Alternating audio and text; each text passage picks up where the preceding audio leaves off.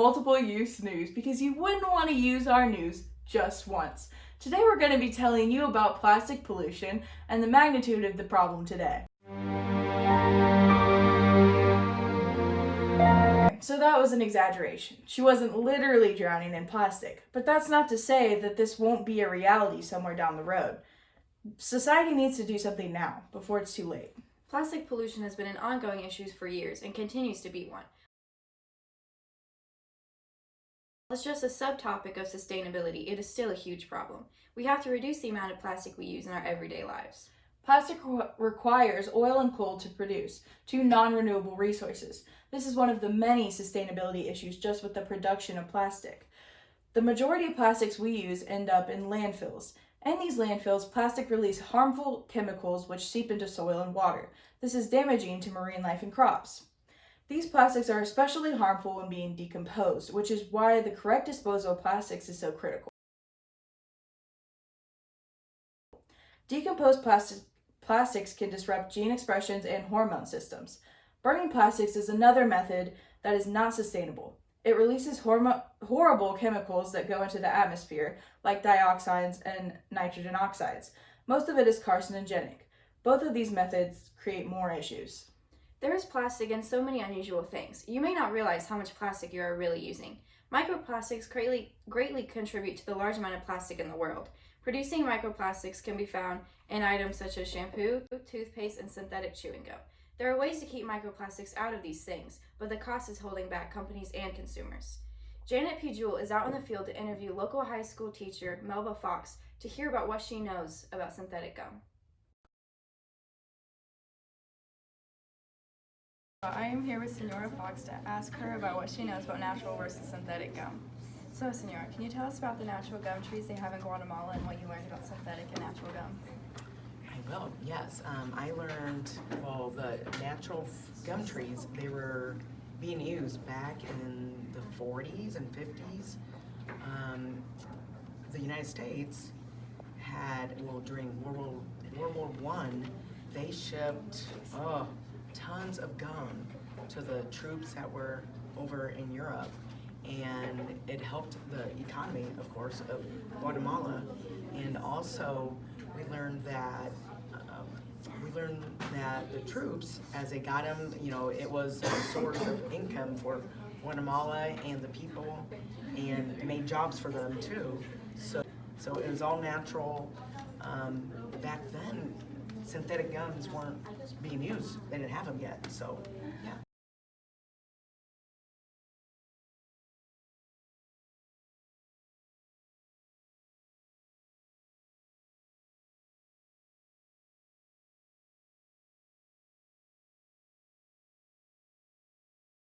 Thanks, Janet. Recycling is the most simple way to try to help the environment. However, despite the popular misconception that later generations are more environmentally conscious than earlier ones, and while this may be true in some instances, it seems that people aged 35 and older say that they are more likely to always recycle rather than 18 to 34-year-olds. Just watch this shocking footage of a young teen making the unfortunate decision not to recycle.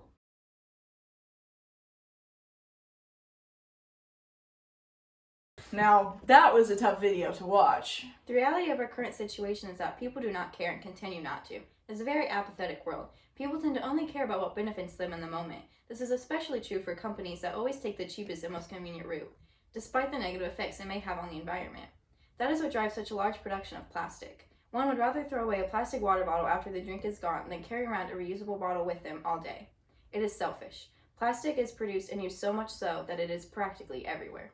While it may seem like no one cares about the magnitude of our situation, there are some people around us who stand out with their efforts and the amount they care about our Earth. Delta High School student Mary Groover is one of those people. So Mary, what makes you so passionate about the environment?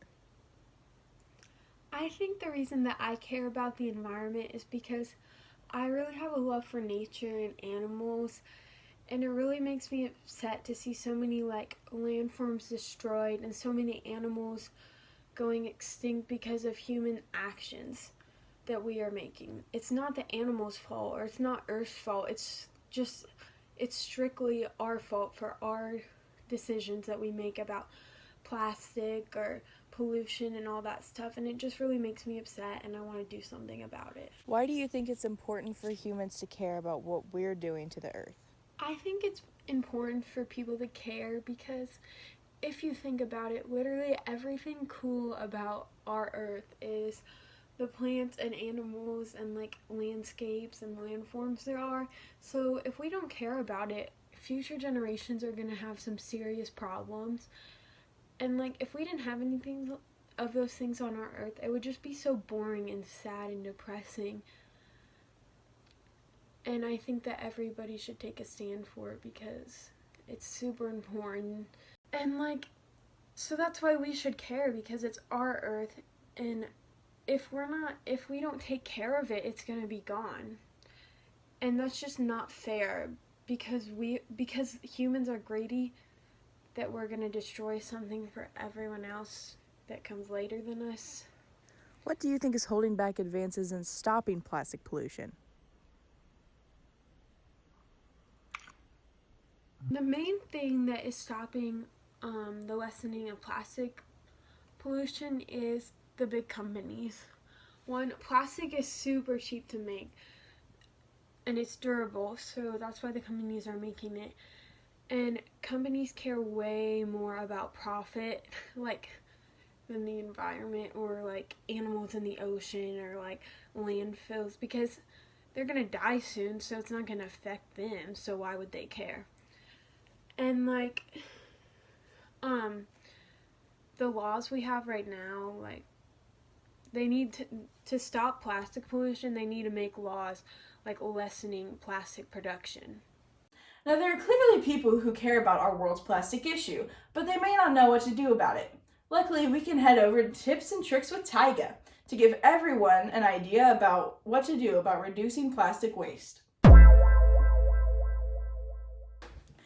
Reducing plastic waste isn't going to be easy, but never underestimate the power of the people. Here are my tips and tricks. Ditch the single-use plastics. Get yourself a reusable water bottle. Throw out the paper and plastic plates and cutlery. Seek out products that aren't sold in plastic packaging. And don't suck. Stop using plastic straws and get a reusable one.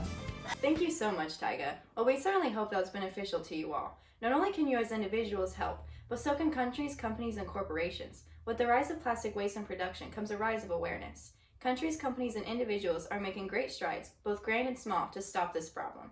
Canada aims to ban all single-use products by the year 2021, and India plans to do so by the year 2022. Companies such as restaurants are banning single-use plastics in their restaurants, the biggest ban being on plastic straws. Disney has placed a ban on straws in their parks. Disney has also planned to reduce the amount of plastics found in guest rooms by 80% in the next few years. That's all we have time for this broadcast. We hope you all learned something about the sustainability problem that is plastic pollution. We wish you all well and encourage you to keep this world clean.